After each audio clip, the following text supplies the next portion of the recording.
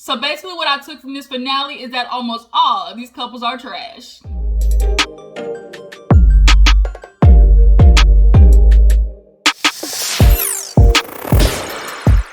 What's up, y'all? Welcome back to my channel. Hope you missed your girl because I missed you guys. You know, I had to go for the weekend. Every couple of weekends or so, we'll head up to see my sister. And this time we had a little special family come down from the north. We got family from Maryland, New Jersey, New York, because that's where we're originally from. You know, they came down. We showed them how to get lit down here in Texas, okay? So I didn't have no time to do some videos, but I'm back home. We're going to try to catch up. Starting with Life After Lockup, because this was the finale, and basically the finale showed what we already all knew from the beginning, which is all of these couples are doomed from the beginning. So we'll knock these out. Hopefully I can catch up and get to all the other ones by the end of the day. But if I can't, you know, I'm gonna come to you guys as soon as possible, all right? But before we get into everything, if you're new to my channel, make sure you hit that subscribe button, okay? Don't be coming over to my channel. Don't show no love and support by hitting that subscribe button, okay? And you already know what to do. Hit that like button as well. A lot more of you guys are hitting that like button. I appreciate it, but we're still not there, okay? I need y'all to be liking that button some more. But yeah, let's not waste no time. Let's go ahead and get into Life After Lockup because it's a lot to discuss in the 2-hour finale. So I'm gonna try to hurry up and get through it as fast as possible. Let's go ahead and start with the little, you know, the little yang-yangs out the way. So let's talk about Brittany and Marcelino. Y'all, Brittany is doing her damnedest to help her mom. She took her mom to an inpatient. Her mom is determined not to do inpatient. She feels like she don't need it. Newsflash, you need it, girl. Whatever you have been doing so far is not working. You are literally slumming it in not even motels, like vacancy inns. You are slumming it, girl, and you are not getting your life together. So Brittany took her there, and the dude kind of talked to her. He's like, you know, how are you feeling? She's like, you know, I feel like I'm suffocated all the time. And he's like, well, what do you want to do? Because Brittany is determined, like, she needs her mom to realize, you keep taking these little pain pills, talking about, oh, they're for your pain. Yeah, that might be true, but there are other medications that you can take. And finally, her mom kind of admitted, like, yeah, you know, she's like, I take the pills, but, you know, and the doctor was like, well, the counselor, he was kind of like, you can't want to change and then say you need the pills at the same time. Like, it's either or. And she finally realized it. And Marcelino talked to Brittany and was like, look, like, first of all, I'm feeling abandoned. You haven't had time for your family. You've been going, you know, so hard for your mother, Cynthia, but this has got to be it. So they came up with a deal.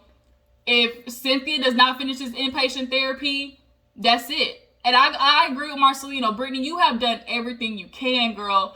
I know you don't want your mom to feel like people don't care about her, but that's your mom's issues. And she feels like nobody loves her because what her mom, shitty ass mom Jackie, put her through. But you've shown your mom enough love, courtesy, sensitivity, care, walking down the street for 4 hours looking after this woman. So you've done your part, Brittany, and I just hope you don't allow yourself to feel guilty, you know, when inevitably what happens to your mom is going to happen, which is she's either going to OD or she's going to catch herself on the wrong side of a business deal and it end in tragedy. And that's the only way how this ends. Either your mom overdoses because she gets bad drugs, or she ends up in a bad, you know, situation with a drug dealer or somebody who, you know, follows her home. Like, God forbid, I'm just saying, like, those are just all the things that can happen, especially where your mother is located.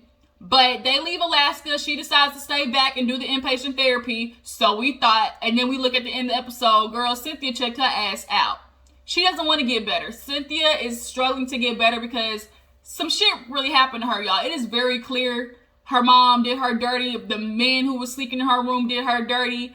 And she can't get over it. And like I said, Brittany, you've done your part, but we see that Brittany is, you know, looking into becoming a peer counselor. And I feel like that would be so great for her. I feel like, you know, I think through helping her mom, she realized like, oh, I can really do this.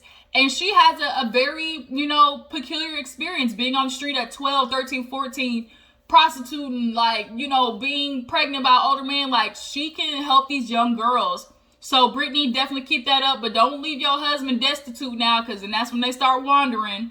So moving on, Kristianna. Y'all, Kristianna said, I'm gonna meet up with my sister Tara. She called her up, meet her at the park, and she's like, hey, what's up? She's like, I need you to tell me the truth. What happened between you and John? Mom is telling me that she was hearing some shit through the vents. What's the tea? This sister's like, oh, you know, our mom don't know her face from her ass or whatever. she was like, Tara, she's like, she was hearing stuff through the vents, like, did you and John basically fuck? She was like, no, but you know, we were flirting, you know, he would flirt with me. Bitch, quit talking about he would flirt with me. Y'all both was flirting, and you know Tara was instigating that shit. Tara was definitely initiating most of the flirting. So she was like, okay, you didn't sleep with him, but so what is going on? Like, you were flirting with my husband? And so she was like, yeah. And then here's where Tara decided to get a little bass in her voice. She was like, oh, you know, you were locked up. What did you think was going to happen? She's like, I know more about John than you do. I know how he likes his eggs. I know what time he goes to work. I know, you know, what he likes to eat in the morning. I'm like, bitch, how dare she, y'all? The mitigated gall to be sitting there bragging about what you know. Bitch, you stayed at this man's house for 9 months or whatever. And you want to sit here and brag to my, oh, I know more than him than you do. I know him better than you. Well, nah, shit, sure. Like, yeah, you have spent more time. But at the end of the day, like Kristianna said, bitch, that's my husband. Okay? And we all know Kristianna and her sister got a tumultuous past because of her sleeping with the baby's father. Now, Tara, like when Kristianna, no, okay, what was it? Tara was like, oh, yeah, yeah, he ain't no good, like, you know, he really should be with me or something like that. And Kristianna gave her a good old slap across the face, talking about, you know, she said, boom, and she's like, you bitch. And Tara didn't do nothing. I'm surprised they didn't fight or nothing, but, like, Kristianna is trying to recover. Like, you can see it in Kristianna's face, like, she is tired, y'all. She wants this to be her time to get clean. And Tara is doing a really good job of trying to, like, make her deter from John. And it's clearly out of jealousy. It's obviously out of jealousy. Like, Tara's like, oh, you know, you need to keep an eye on John. Like, I don't think he's no good for you. You know, I'm concerned about what the things that he's doing. If you were so concerned, then why the hell do you want him? Bitch, don't be trying to deter your sister from shit that you know that you want. She took you in. He talking about, oh, he was getting something out of taking me and mom. And no, the fuck he wasn't. That was more money in his pockets. You should be grateful that you wasn't staying in no meth head house with your boyfriend who's already obviously clearly treating you like shit. Like, shut up, Tara. Like, Tara, ooh, Lord, Tara, bitch. Karma coming for that ass. But, she explained how Kristianna slept with the baby daddy. She said, my own sister fucked my damn baby daddy. I was on the couch and they was on the floor hooking up. The only thing that I can attribute that to is the drugs. Y'all always getting high together. Your ass was asleep. He wanted some, and Kristianna was over there with some box. So he put a dick in his box. Put a dick in her box is basically what happened. Yeah. So they basically just kind of come to it. She's like, well, you need to keep an eye on John. She's like, well, that's my husband. I'm gonna do something. You know. She's like, well, you need to keep an eye on him. She was like, I guarantee, like, oh, you know, this isn't gonna last long or something like that. And Kristianna was like, I'm going to look into John, you know, whatever I feel like is going to happen, and that's what's going to be. And so Tara's like, okay, Kristianna, don't let her sabotage your shit. She goes back home to John, and she lets her know. John comes in from work, and she's like, there's something you want to tell me? Because John knew something was up. Her energy, her mood was off. There's something you want to tell me? He's like, no. And he know what she leading to. She's like, how about you want to tell me about how you lied about my sister Tara? He goes, oh, you know, it was nothing. Like, you were gone and I was lonely. Or, like, your sister was here, but I swear nothing ever happened. We never hooked up. She was like, well, did my sister kiss you? He's like, she tried to kiss me, but, you know, I didn't do it. Like, I promise that's it. That's over. Kristianna accepted because at the end of the day, she needs a place to stay. She needs a roof over her head. She needs something that can try to keep her clean. Going back on the streets, she'll go right back to jail. And it's a vicious cycle about how prison works. It is so hard for people who don't have nothing to get out and try to find their lives. So Kristianna's gonna stay. And as of right now, that's what it's looking like.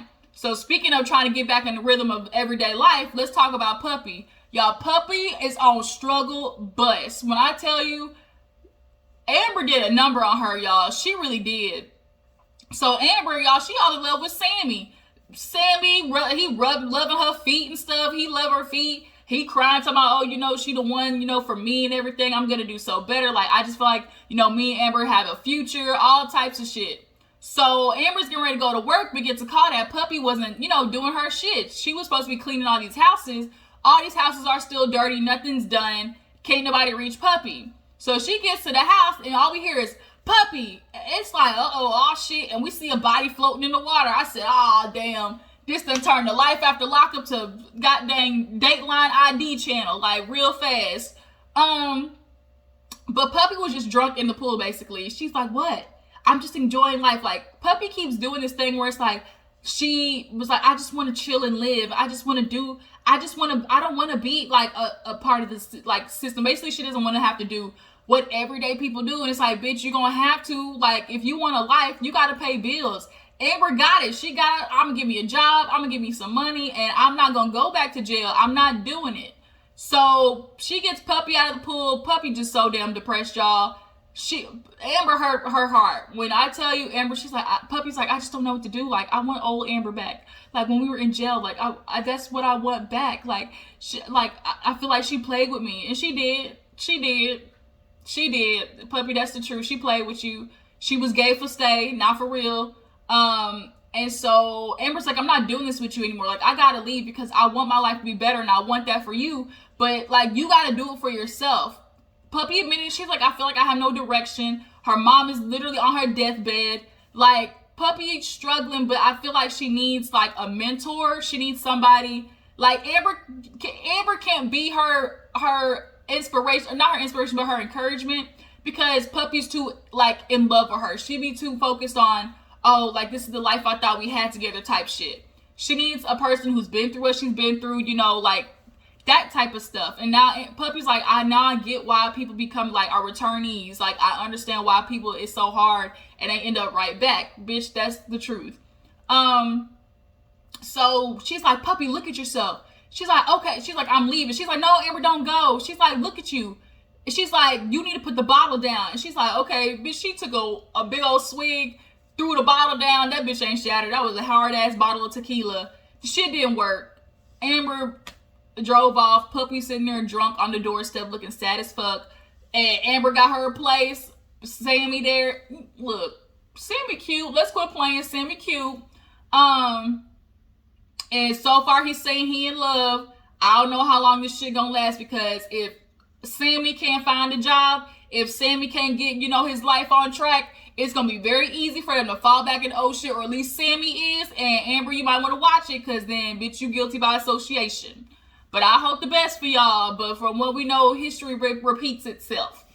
Moving on, let's go ahead and get into Andrea and Lamar. So they are having like the friends over, you know, all the Mormon friends came down. And she's doing like a little African like ceremony. She's from Ghana, and you know, she's telling everybody that the family's going on a mission trip to Ghana, which I so much agree with more. Stop trying to send Tennyson away by himself. He ain't here for the bullshit, Andrea. He low-key look like he don't want to be Mormon anymore. Like, he respects not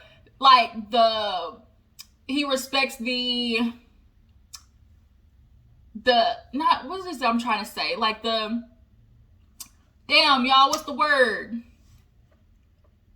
He respects like the order of it all, but like the actual deep down Mormonism, like, I don't think he really into like that. But the white friends, all the Mormon friends, they at the table and they judging Andrea down boots, talking about, where's your undergarments? You know, yesterday, like, were you even wearing any underwear? Like, you know, that's just, it really just seems like, you know, being here is changing you. And Andrea was like, the fuck? Like, so you're trying to tell me, like, ask me about what panties I'm wearing? She got her real fast. Bitch, what work have you been doing? How many families have you helped? She hit her with, it's COVID. Nuh-uh, bitch. No. Everybody was helping throughout COVID, helping gather cans, food cans, everything. So, nope. Wrong excuse, bitch. The black girl raised her hand. You see that? She was like, So, it's Mormon, honestly. Mormonism, I feel like, is just full of people who are so upset with their own life or depressed in their own life. So the only thing that they can do is judge somebody else's. And from the look of it, like, to me, all these women are just overweight, insecure as white women. And the only way they can feel better about themselves is to judge somebody else. So Andrea's like, this is some bullshit. She's like, here I am in LA. Like, you don't know my struggle and you trying to judge me. I got black kids trying to keep them from getting beat up by the cops and taken up by gangs and all types of shit. Like, girl, you need a check of reality. Everything is not like Utah. And moving to LA was the best thing for Andrea and her family, especially as black people. Andrea, honestly, she was trying to, be white. She felt like because she was like a black woman in the white clique, like that made her like so much better. You can definitely tell she had that air about herself. But living in LA and seeing how real niggas live, what real black people go through for real, I think it opened her eyes. Her kids saw before she did. They understood like there's more to the world that I want to see. And she needs to be grateful for her kids, being open to see that. They weren't just like robots of what Andrea wanted for them, But the friend was like, she's like, Andrea's like, you don't know the struggle. Being out here gotta be scared to walk to your mailbox. Are you scared to walk to your mailbox? Oh, bitch. She said, I deal with it, Andrea. I'm scared to walk to my mailbox. She said, how? Are you for real? She walked away talking about, you didn't let me finish. Because Andrea's like, oh, bitch, that is so disrespectful. She's like, I'm saying that I'm scared because I'm fat and I don't know if I'm going to make it to my mailbox. It's a mile to my mailbox. What in the caucasity? Bitch, you said you scared to go to your mailbox because you fat? White people. The black friend had to be like, look, girl, bitch, you wrong. Like, no, there's a difference. You ain't gonna understand the black struggle. Bitch, you mad? Like, take your ass on a bike and ride it to the mailbox. Like, are you kidding me? Are you seriously kidding me? No. She comes back to Andrea. I just wasn't trying to be disrespectful, but this is what I'm dealing with. And basically, bitch, you fat. Get your ass on Nutrisystem, Jenny Craig, P90X. Bitch, ride a bike, wake up in the morning, and hell, walk that mile to that mailbox every day. I guarantee you lose some weight, but don't be trying to compare that to no black struggles, bitch. No, ma'am, we won't do that. Her and Andrea kind of made up, and Andrea's kids was like, yeah, these white women, it's a no-go. Both Tennyson and her daughter was like, bitch, we can't do with these white women. Like, they're living in that like headspace of Utah. They feel like nothing, if it doesn't live like Utah, it's automatically wrong. And their heads are in the cloud. Like, they are not in the real world because they're so submerged in that culture. But she basically was like, they apologized, but Andrea is still looking at that bitch sideways. Andrea, you don't need to be friends with these girls. You don't. Find you some new friends, some new black friends, some LA friends. You can keep the black one, because I feel like the more she hung out with you, the more she would get her head out the clouds. And that be it. But the family's going to Ghana. They're happy about it. Lamar, he just sat his ass back and watched Andrea act a fool. But he loved it at the end of the day, her and her non-draw-wearing, girdle-wearing ass. So moving on, we have,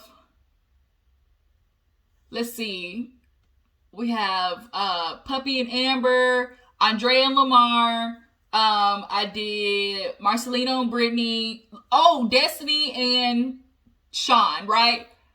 Destiny a bitch. Like, Destiny, bitch, I'm so happy with, like, what happened to you did. So, Destiny all of a sudden is walking out of the damn courthouse, justice of the peace, married. Talking about, I's married now. The mom is like, congratulations, but she's like, I feel in the middle about it, but I'm just gonna be there for my daughter. Who the fuck is this dude? What's his name? Joey, Jimmy, or something like that? Bitch, you getting married? Like, she said, oh yeah, I wasn't just talking to him, I was talking to multiple guys. Here you are doing the dirt and then sitting there trying to blame Shawn for some dirt. Like, are you kidding me? You are delusional, absolutely delusional. So, Shawn, he feeling some type of way, like obviously getting played, realizing that his ass was a trick, $20 for a fuck, basically, is what Destiny was hitting at. What you hitting for, basically, is what Destiny was trying to figure out. So she wants this dude to, oh yeah, me and Destiny, like, she's just so amazing, and we're gonna accomplish so much. I believe in her. And it's like, which representative has Destiny shown you? Because bitch is crazy. And if she can definitely do it to Shawn, like, you the same exact way. She's like, oh, Shawn was just a liar. He was, trying to convince me of shit that wasn't true. Girl, are you kidding me? So then flash forward, this is a call from the so-and-so correctional facility. Bitch is Destiny. And Destiny, you really pissed me off with this, I'm like this kind of 2 steps ahead situation. Like, feeling like you always ahead of Shawn. And then she's like, he better be careful because, you know, I know he's still on the hook for that $50,000. And if I wanted to, I really wouldn't show up. Bitch, no, you not. Quit playing.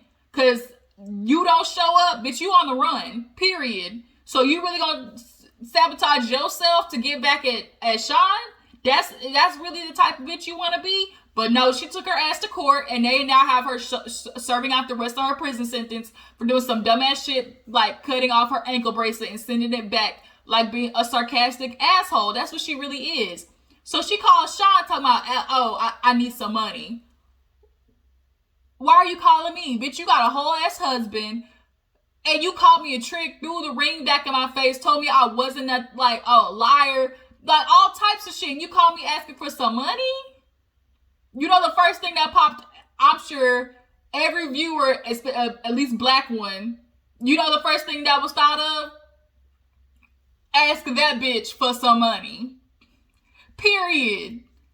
Shawn finally got it. He's like, no, Destiny told me what it is. I was just a trick. She didn't really want to be my fiance. She didn't really love me. So here's my get back. Sorry, ma'am. No, I can't do that for you. Shawn, really, this is what you... And she always blames him. This is really what you're going to do? Like, you made sure I had to depend on you? Like, you're going to do me dirty? Like, you're really just going to allow me to be like this after, like, you made sure that the only person that I needed was you? Bitch, no, you did that. Shawn didn't tell you not to go out there and not get a job. Shawn didn't tell you to go out there and just keep spending his money. Like, you had all that money Shawn was giving you, bitch, you could have saved it. No, but you want to go out there and spend.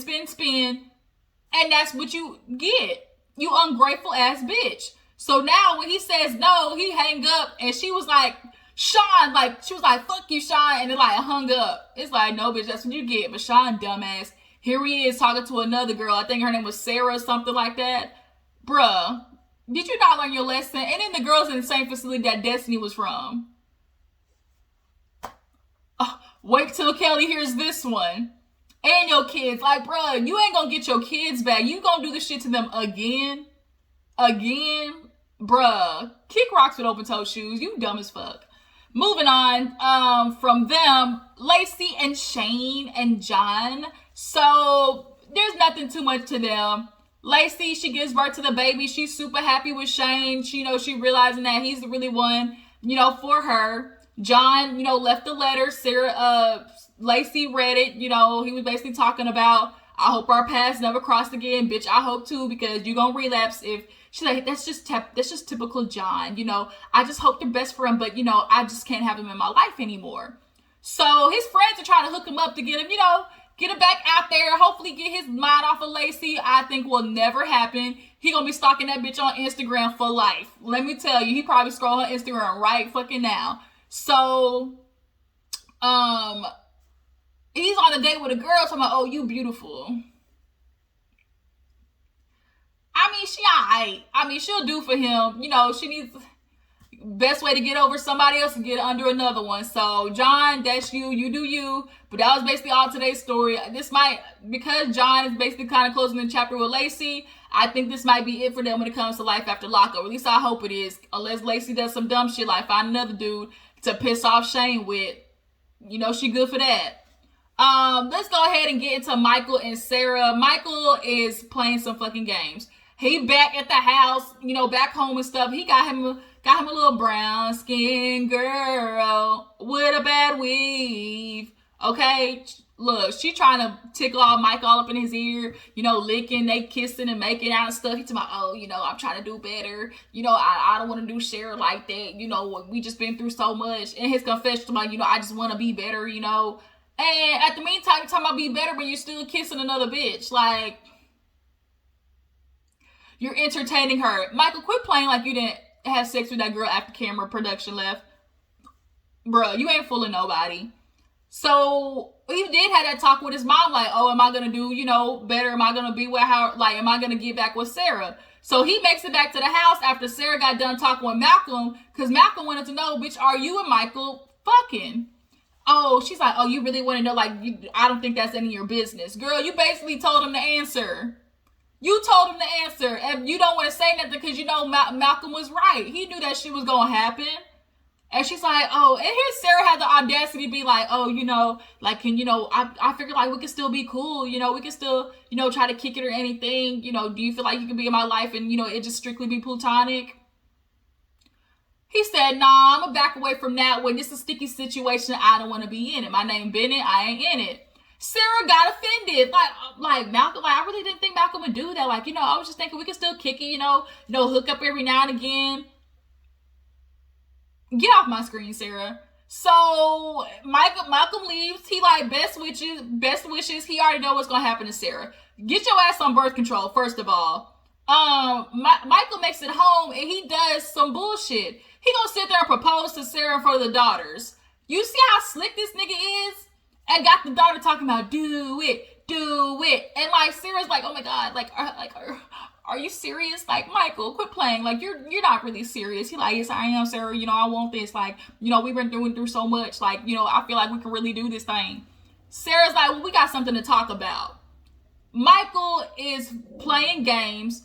Basically what happened is he needs somewhere to stay. Period. He got nothing going on in his life. You pay every fucking bill. Where is he gonna go, Sarah? Like, he hasn't have a job. He does have no job, no job job. Nothing. So you're going to continue to let this man sleep on your couch, disappear for a couple of months, come back because, like, you're doing detrimental to your daughters. Like, I can't with her. Bitch, the way you look, you knew you wanted to say yes, but you know your ass going to look stupid on camera. Sarah, after this point, I'm washing my hands of you. That's it. Whatever Michael gives you, you already know what's getting ready to happen. Come to find out by the end of the episode, Michael's ass went back to Maria. Now look how stupid you look. Done got rid of a good ass man, Savannah, with Malcolm to turn around and go get with Michael's devil dick ass because you feel like, oh, I need to do this for the daughter, for my kids. Quit playing yourself. Michael, he's so full of shit. I hope you catch an STD. I hope you catch chlamydia or syphilis in the nuts. So is this last but not least with with Shavel and Quaylon? I think that's it. Shavel. Trying to think if there's anybody else. John, Kristianna. Yeah, I think that's it. Yeah, so last but not least, y'all, Shavel and Quaylon. Quaylon, y'all know Dollar Store Quavo. He mad because Shavel's been getting this text message, y'all. He blown this up. He blown it up because he want a reason to leave, y'all. He proposed to Shavel and realized he really ain't in this shit. He wanted to do it because, he feel like he can keep Shavel like on the back burner, or, right now this is just a place for him to be at. So after seeing that text message, he is, this is some bullshit. You trying to make me live in a fairy tale. I'm the one trying to be loyal to you. Ask so many things of me. You not doing the same thing. So now Shavel's pissed off because he told her that basically she wasn't giving him her all. She wasn't making him happy. Talking about, bitch, I made you. All types of stuff. Like, the audacity of these niggas when you do everything for them. Talking about, I made you. How? How, Sway? And he got her phone. She like, give me on. He like, I don't have it. She like, yes, you do. He's like, fine, you want your phone? He goes, boom, throws the phone down. Whoop, whoop. Police see it. And now Shavel got to act real black womanish. He ain't do nothing. Cops talking about, we need to see him. Nope. It's my phone. He ain't do nothing. It is crazy how in the midst of Quaylon being an asshole to her, she still protected him just as a black man and a man who been previously to jail. You see how niggas y'all do, women who still look out for y'all? You see how crazy that is? And they had the nerve to try to get in the truck that she bought him. You ain't done a damn thing. Shavel talk. He told me, all the clothes I bought you. I hope you didn't buy this fucking outfit that she had on. Y'all, what is with Shavel in these outfits? The outfit was a bell bottom, y'all. And girl, I'm sorry, but you built like SpongeBob. Like, you can't be putting on these tight ass pants like that, ma'am. Looking like Ric Flair. No, we will not. No, we will not, ma'am. We can't do that. And with the bag crochet, it was Shavel was screaming, y'all. Really, Quaylon? I done gave you my life. I done put my life on pause for you. I done done everything for you. She said, I done bought this man everything, set him up nice. That's what D-Mark told you not to do. You did exactly, a man gets out of jail and you do everything for him. You roll the red carpet out for him, buy him a truck, give him a place to stay, give him some box he can, nut in. Like, you gave him everything. And now look at you, depressed and destitute because this nigga doing you dirty. Because Quaylon wanted to leave, y'all. Quaylon wasn't ready to get married.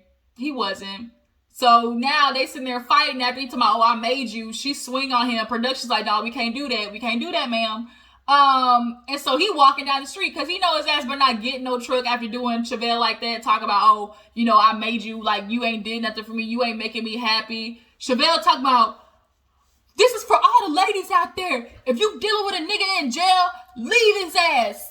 It's like, girl, D-Mark tried to tell you, but you was just so on Quaylon's dick, you couldn't see the right way. You couldn't see it. But come to find out, even after all of that, guess what? At the end of the episode, talking about, oh, they back speaking again. And he back speaking again because he has these obligations to Maila. And this is now going to be a continuous cycle because now Quaylon's in Maila's life forever now. And I think Shavel knew what she was doing when she gave him that obligation. She's been looking for a man, and she's like, if I know my daughter, like, if my daughter's in this situation, like, it'll make a man stay. And that's really what happened. And I hate that Shavel did that. I really did. I can't stand Shavel for doing that, y'all. Y'all have no understand how much that chaps my ass. Like, you are having a man having this obligation to a kid, got him calling him daddy. Bitch, he just got out of prison. Like, the fuck? That is not her dad. Where is her biological father? Where? And now Quaylon's going to continue to do this bullshit with you, and you going to allow him to keep coming back.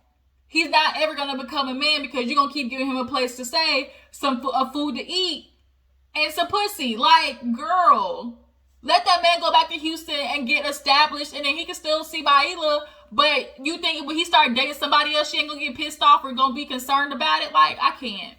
I think that's all the couples, y'all. That was the finale of Life After Lockup. So much went on, but I'm going to try to catch up on everything else. Y'all tell me how I feel about how all these couples ended. Tell me how y'all feel about Shavel's outfit, her outfit. It clearly was Fashion Nova. It had to be Fashion Nova. How do y'all feel about Tara? Do y'all feel like Tara's going to consistently be trying to sabotage Kristianna's relationship? Do y'all feel like Brittany's going to be able to let her mom go? Destiny, y'all feel like she's going to continue to call Shawn? Y'all feel like that's going to happen?